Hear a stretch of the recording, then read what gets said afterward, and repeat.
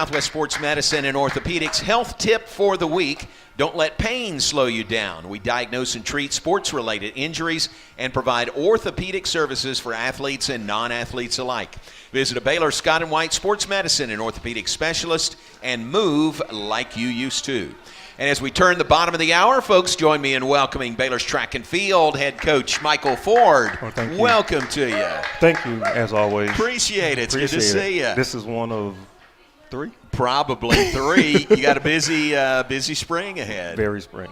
Yeah. Very busy spring. Yeah, which is great. And you're wrapping up the indoor portion of your schedule. Yes. What's next for you? So this weekend we're off, thank God, because of the Yeah. weather. And then next week we go to Lubbock again. This will be number 3, I think, going to Lubbock. And so we'll have our Big 12 championships in Lubbock next Friday and Saturday. Yeah.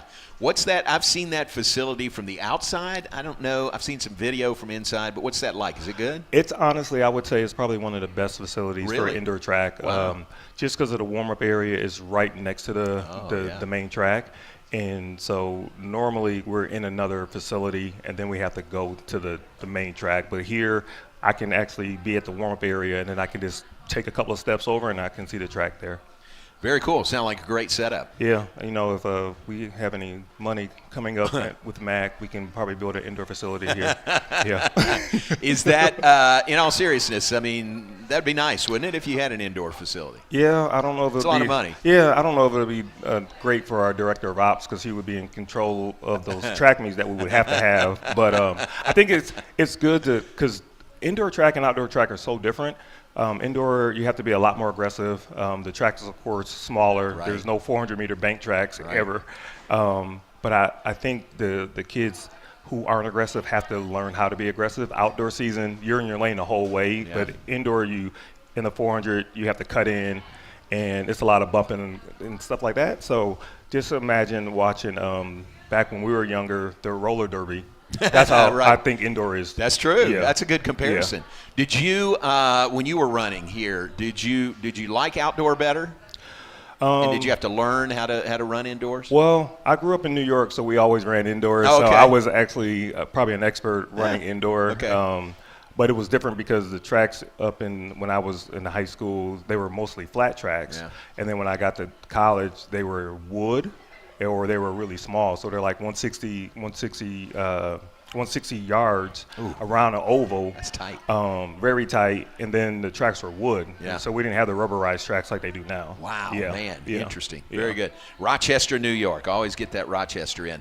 Your women are ranked number 15 right now, and the men are ranked 22nd. Yes. You've had a lot of PRs already here indoors, haven't you? Yeah, I mean, I just think that they're just blessed to have great coaches. But no, I'll be honest, this group has really worked hard. They started off in September, just training really hard, getting ready for the season. And I think, but it's a product of everything. I think the coaches and the student athletes have done a great job, and they've listened, and they're just making small corrections week to week. And we got to make a couple more next week, and then 2 weeks later at the NCAA championships.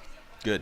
Tell me about, was this last weekend, Nathaniel Ezekiel? Yes. In that 400 here at Quarter Miler U? Tell me what he did. No, he's been running great. He was one that started the season off a little later than everybody else because he was at the Olympics. Yeah. And so we pushed his training back almost 6 weeks. Then he had a slight little injury right before the Christmas break, but Coach Dalton has done a great job with him, getting him back and healthy.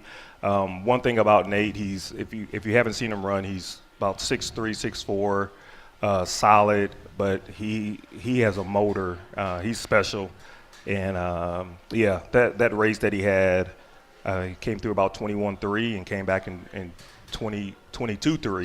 Sheesh. But he's amazing, and then came back later, a couple hours later, the next day, and ran a great relay leg too. 4x4. Yeah. He's, I think of him as a big guy. He is a big guy. Isn't that hard indoors for him to do that? Yeah, but that's with the his thing. size? Yeah, but that's the thing about him. He's so aggressive. Okay. And so just imagine you're running full speed against him, and then when you have to get to the break, so you basically, like Nate, when he ran, he was in lane 6. Yeah. And when you get to the break, you have to cut down to lane 1 or 2. he's firing down. So just imagine a 6'4", 180-pound linebacker coming at you. And so you either got to slow down or you got to speed up. And he just keeps going. Wow. And that's probably the most impressive thing I've seen about him, that he just keeps going and going. And, so I'm looking forward to watching him run at Big 12s. Yeah. But he's had a great season so far. Let me ask you about a couple of others. Alexis Brown going strong, program record in the women's 60 meters. Yeah. Again, Alexis, one of her goals this season was to break the school record in the 100 and in the 60. We've made a couple of little tweaks on her block start, and she finally put it together at that meet. And I think the crazy thing that I remember from that is long jump was going on at around the same time. Mm-hmm. So she breaks the school record. She breaks the school record in the 60, and then probably 20 minutes later, she goes and breaks the school record again in long jump. Oh, my gosh, yeah, really? And so, but it also gave her a lot of confidence because next week at Big 12, she would have her first round of the 60 and long jump final or prelim final is on the same day. Wow. So it gave her a little confidence going into conference that she can do both of them at the same time. Man, terrific. How about Molly Haywood in the women's pole vault? She's jumped 15 feet and a quarter indoors. Yeah, Brandon Richards has done a great job with her. I mean, she has 8 training partners. So it's funny because Alencia Lentz was a school record holder. She's still on the team. Both of them are sophomores. And Molly, I think the big thing for her was her confidence. Because she won outdoor Big 12s, but she also won under 20 worlds. Wow. But she's just getting on bigger poles. We're spending more money on getting more poles for her to go even higher. So, but she's been real consistent. That's one of the things that we talked about all year is just being consistent. And she's done that. And I'm looking forward to watching her compete next week also. Golly, such great performances already. Josie Hutton tells me the women have produced 15 top 10 marks already. The men have produced 5 of the top marks in indoor program history. Yeah. I mean, that's a great season already indoors. Yeah, I just think that, like I said again, I think the coaches have just we've been locked in from day one, and we've been preaching to the kids all year that they can be better than what they are, and so we're just continuing to push them more and more, and I think that's probably the biggest thing that we've done. I remember before the season started, our men, they're ranked 22nd now, but when we started the season, we were 81st. Oh, wow. Yeah, so we've just huge jump. Yeah, big jump. Yeah, and so we've just been continuing to getting better in each week. Continuing with Michael Ford, Baylor track and field coach. This season, I asked Linka this earlier for women's tennis. What's the makeup of this team? Veterans, good mix, a lot of young student athletes. What's the mix? Yeah, well, it's different. I think on our men's side, we're senior heavy. Okay. On our men's side, with Ezekiel, you put Zaza when he starts doing outdoor. DeMar Francis, they're all seniors. We have a bunch of seniors on the men's side. The ladies' side, we're senior heavy, but we also have a lot of freshmen too. And so I think on the ladies' side, it's more of a mixture. And they've just really meshed really well so far. Yeah. Yeah. That's good. That's what you'd want, right? You'd want a really good, kind of an even balance as much as possible. possible. I think the even balance is helping us on our ladies' side. The men's side, we're asking a lot of our freshmen to step up. Yeah. And it's just the men's our upper class guys are really good, and so just having those freshmen step in, I think they'll be a lot better outdoor than they have been indoor, but it's going to be hard to replace all those guys too. Yeah, so that's true. That's what we're doing right now, trying to replace those guys. But it's hard to replace a Nathaniel and the Zaza when they leave. Absolutely. But they're still here this spring. Yes. And what's your schedule look like? What do the home meets look like in the spring? Well, we'll get through NCs indoor. We finish up on the 15th. I think the 14th and the 15th, and then we'll have our first meet on March 22nd. That'll be on a Friday. It's just a one-day meet, and then we'll have the Michael Johnson meet on Easter weekend. Okay. So that Friday, Saturday, and then that'll be at least for home meets this year. Yeah.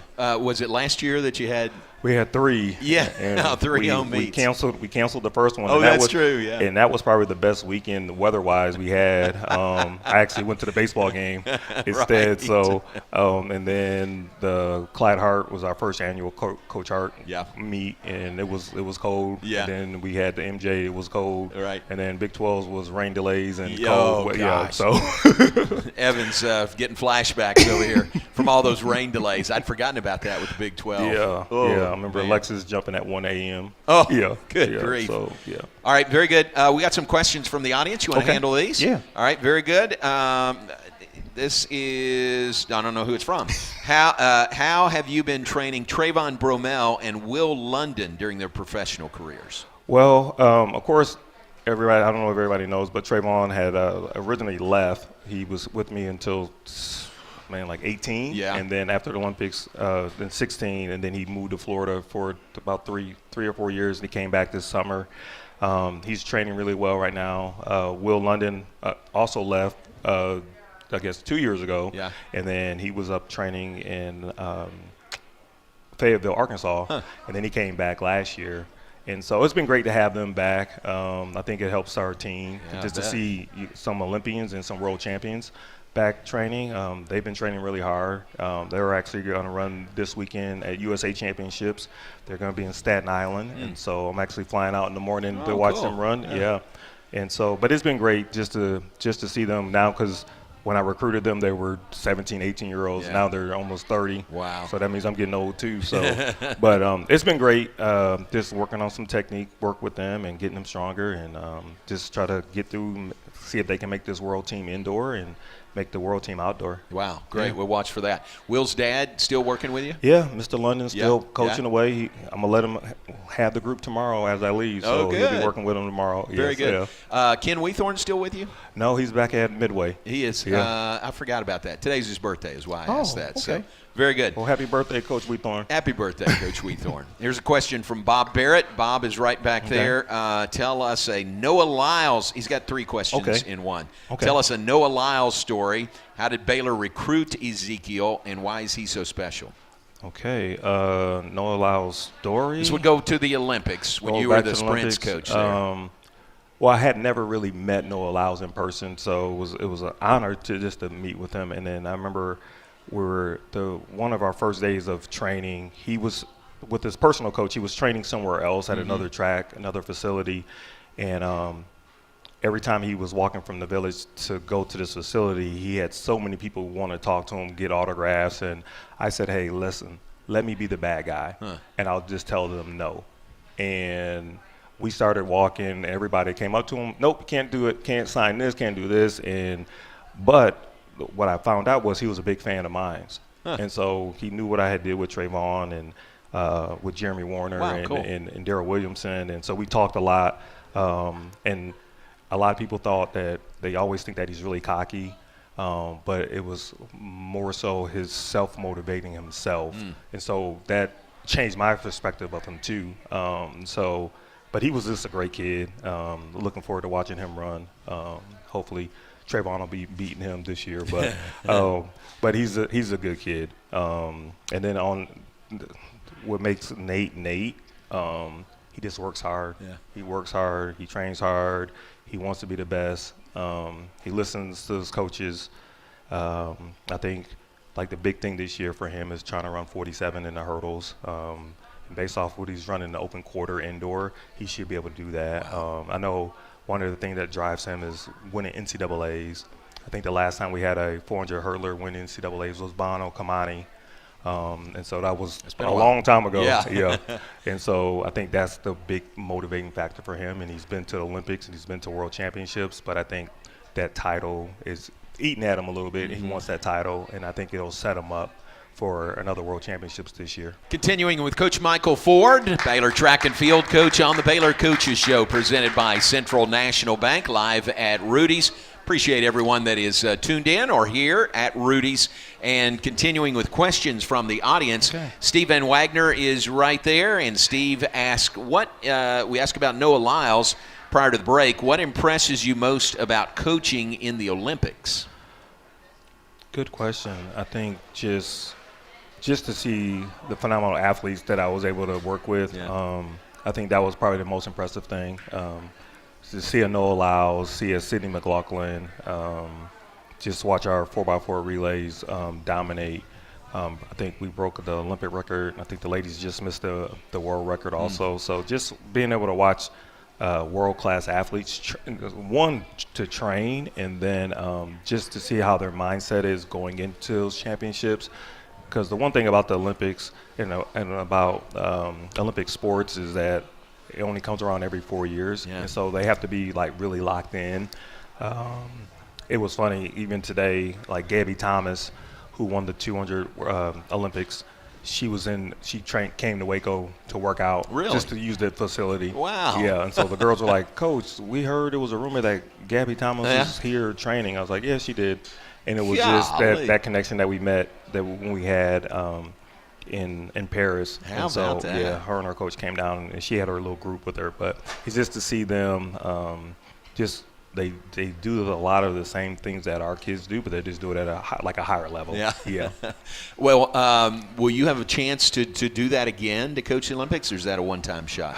Well, the next move for me would be to be a head coach on an Olympic team or a world championship team. Okay. Because those are the two things I haven't done yet. Gotcha. Yeah. And Very so cool. They've been saying maybe the Los Angeles ones, but I guess we'll see. Yeah. Would you welcome that? Yeah. Yeah. I mean, it's in the U.S., and so I'm always happy. And if it's in God's plans, that's what it'll be. Very cool. Yeah. That's great. Good approach. All right. Final question from Roy. Roy, who's at every one of your meets, working your meets. Roy asks, great season so far.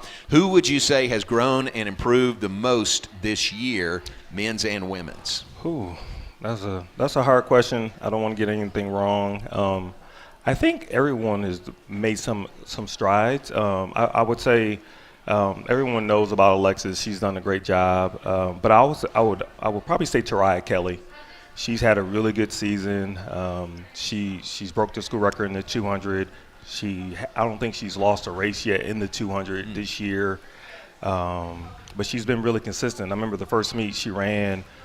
It was the time she ran at her first meet was the time she ran at Big 12's last year at the end of the season, at the end of the indoor season. And then every meet she's been getting better and better. She broke the school record, and then we went to K-State. She won there by a big margin. Then we went to Lubbock last week. She won by a big margin. And so I think her ceiling is she has a lot more improvement to do. But I think for her, that she's been a big one for me. Also, I would say one of our freshmen on the guys' side, I would probably say Austin Diggs. He's been running really well. He's really hard on himself. He wants to be really good, but he's improved a lot in the 200. But I think those are the two I would say on the team. And then, I would say probably those two. But we've had so many kids have seasonal best, personal best, a bunch of school records. I mean, Alexis Brown's broke the school record 3 times in basically 4 meets. And so those are the people. There's so many of them. I can just rattle them off how they've done this season. But I would say Tariah Kelly and Austin Diggs have been the two for me. It's a good thing. Great indoor season so far. Good luck at the Big 12 indoors and the Nationals after that. Thanks for being with us. No, thank you for always having me. Well, we'll have you back later in the spring. Yes, sir. Michael Ford, Baylor track and field coach.